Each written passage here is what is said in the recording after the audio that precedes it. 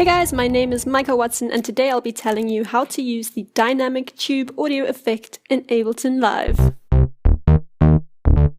The dynamic tube effect infuses sounds with the peculiarities of tube saturation. Tube saturation is an effect that emulates a specific kind of distortion that used to happen back in the analog days when they used to work with tape machine and tube machines. This dynamic tube audio effect tries to emulate 3 tube models A, B, and C, and these models provide a range of distortion characteristics.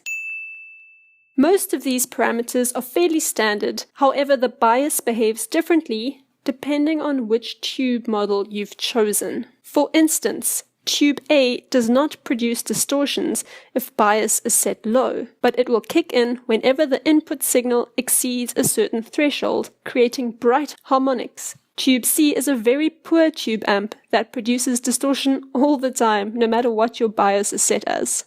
The qualities of Tube B lie somewhere between these two extremes.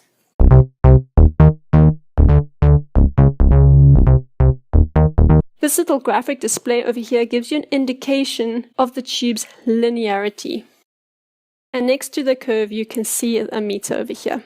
The tone control sets the spectral distribution of the distortions, directing them into the higher registers or through the mid-range and deeper if tone is lower down.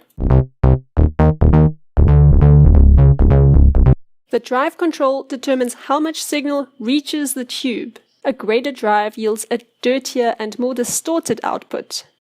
So the intensity of the tube is controlled by this bias knob, which pushes the signal into the realms where non-linear distortion used to happen. With very high amounts of bias, the signal will really start to break apart.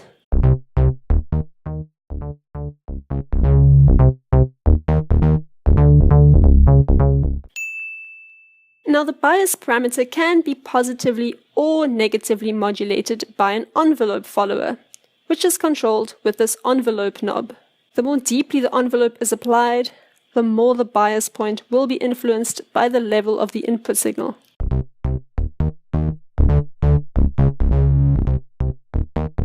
Negative envelope values create expansion effects by reducing distortion on loud signals, while positive values will make loud sounds dirtier. Attack and release are envelope characteristics that define how quickly the envelope reacts to volume changes in the input signal. So a quick attack means it responds quickly, and the release similar. A quick release means the effect ends quickly, and a slow release means the effect gradually disappears. Now just be aware, if envelope is set to 0, then your attack and release will have no effect because they're linked to this envelope. Now on the left you've got your dry wet and your output knob. Completely dry would mean basically a bypassed effect, and the wetter it gets, the more tube saturation you're adding to your audio. And your output is your output volume, so you can boost the final signal of this by changing this output volume knob and making it louder or softer. Now if you right click on this title bar, right at the bottom you see this option that says high quality. I really hope my screen hasn't cut it off. But aliasing can be reduced by enabling high quality mode. This improves the sound quality, particularly with high frequency signals. Like always with increased audio output, it does increase the CPU usage. And that's the dynamic tube. The best advice I can give you is to play around with these different models and different sounds so that you can get to know the peculiarities and subtleties of each of them. Thanks for watching guys, I'm doing a tutorial like this for each of the audio effects, so if you're interested please hit subscribe and I will see you soon in the next one.